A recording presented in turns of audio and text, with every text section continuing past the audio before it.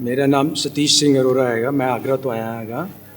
ਤੇ ਇੱਕ ਉਹਨੇ ਪੁਆਇੰਟ ਇੱਕ ਡਿਸਕਸ ਕੀਤਾ ਸੀ ਵੀਰ ਜੀ ਨੇ, ਤੋਂ ਮੇਰੇ ਪੁਆਇੰਟ ਮੇਰੇ ਦਿਮਾਗ ਵਿੱਚ ਬੈਠਾ ਹੈਗਾ। ਕੁਛ ਹੱਡ ਬੀਤੀਆਂ ਗੱਲਾਂ ਵੀ ਹੁੰਦੀਆਂ ਹੈਗੀਆਂ ਨੇ।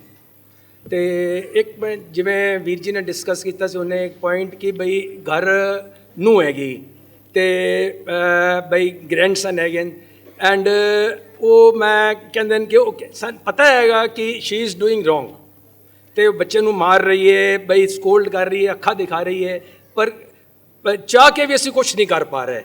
तो उस केस समझाने की कोशिश करो कि यू कीप इट मैं तुझे हट जाओ, मैं सैटल माई सैल्फ। तो उस केस की करना चाहिए ग्रैंड पेरेंट्स ਨੂੰ?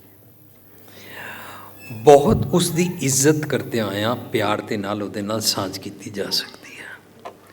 ਪਰ ਜੇ ਉਸ ਤੋਂ ਬਾਅਦ ਵੀ ਨਾ ਮੰਨੇ ਤਾਂ ਉਸ ਕੇਸ 'ਚ ਕੀ ਕੀਤਾ ਜਾਣਾ ਚਾਹੀਦਾ?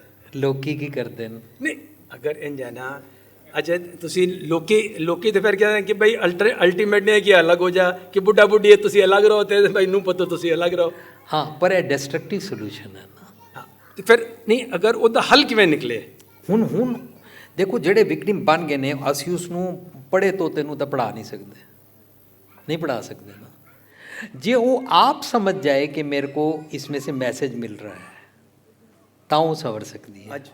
ਲੇਕਿਨ ਅਸੀਂ ਤੇ ਹੁਣ ਆਪਣਾ ਫਿਊਚਰ ਸੰਭਾਲਣਾ ਨਾ।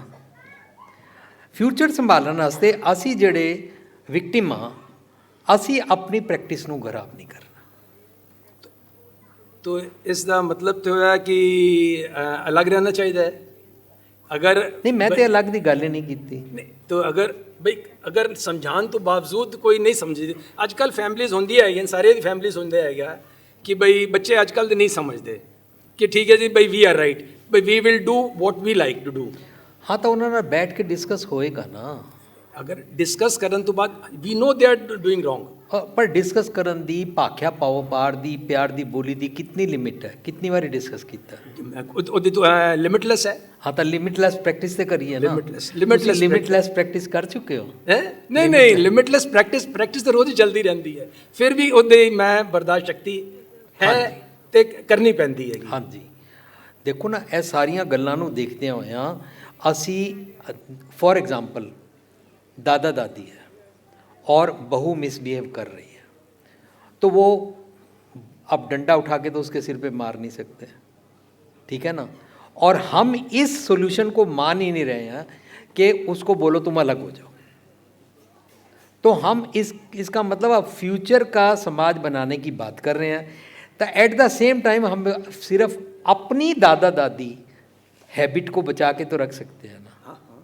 लेकिन अगर ये सेमिनार दादा दादी सुन रहे हैं तो बहुएं भी सुन रही हैं ना, तो अगर दादा दादी इसमें से लेसन ले सकते हैं तो हो सकता है वो भी लेगी। अगर ऐसा है ना कि बहू कोई कहती है कि भाई मुझको तो अलग हो रहा ही होना है, तो फिर क्या कर सकते हैं? उसका फिर ऑल्टरनेटिव क्या है ना? उस ताला तो मार नहीं सकते भी तुमको नहीं निकलने देंगे। अपना डिसीजन दिया है, टू टेक द डिसीजन। पर मैं इस स्टेज पर बैठ के जनरलाइज नहीं कर सकता कि हाँ अलग हो जाना चाहिए। हाँ, ये मैं नहीं कह सकता, बिकॉज ये केमिस्ट्री मुझे समझ नहीं आती।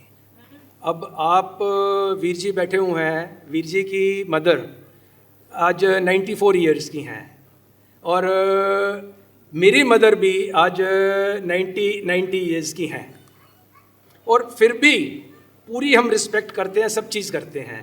और आजकल की जनरेशन गैप इतना हो गया है कि जनरेशन गैप में वो इमोशन समझते नहीं हैं और समझाने। और मैं वीर जी से रिक्वेस्ट करूंगा, इस यंग जनरेशन के लिए ऐसा सेमिनार ऑर्गेनाइज करा जाए जिसमें यंग जनरेशन आए और यंग जनरेशन को इनवाइट करा जाए, इनवाइटीज हों, and they should learn the lesson कि हाउ शुड वी ट्रीट। अरे वाह, हाउ शुड वी ट्रीट।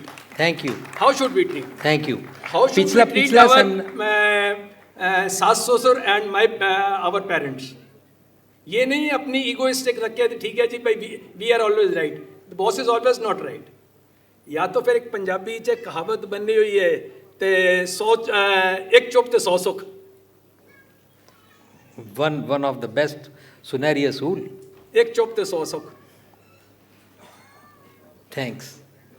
पिछला सैमीनार इसी पॉइंट ते सी कि वो जनरेशन गैप ना रहे और नौजवान सोचन। ਪਿਛਲਾ ਸੈਮੀਨਾਰ ਇਹਦੇ ਤੇ ਸੀ। ਜਨਰੇਸ਼ਨ ਗੈਪ ਨੂੰ ਘਟ ਕਿਵੇਂ ਕਰਨਾ ਹੈਗਾ? ਹਾਂ, ਇਹ ਹੁਣ ਅਸੀਂ ਇੰਡੀਵਿਜੂਅਲ ਤੇ ਹੀ ਤਾਂ ਡਿਪੈਂਡ ਹੈ। ਅਸੀਂ ਸਾਰੇ ਧਾਰਮਿਕ ਸਥਾਨ ਤੇ ਸੰਗਮਰਮਰ ਲਗਾ ਕੇ, ਸੋਨਾ ਲਗਾ ਕੇ, ਅੱਖਾਂ ਬੰਦ ਕਰਕੇ मस्ती झूम रहे हैं, जो बिन प्रतीति कूड़ी कूड़ी अखी मीटते तिनका उतर जाएगा झूठ गुमान वाली अवस्था च जी रहे हैं। और सानू पता नहीं लग रहा है इस अखा बंद करके अलबेले पानी च रब जी खुश नहीं हो जाते, घर बर्बाद हो रहे हैं। सानू इस किस्म के मज़हब तो उपर उठ के अपने घर और समाज को सवारन, अपनी शख्सियत को फिक्सअप करने बारे काम करना पेगा।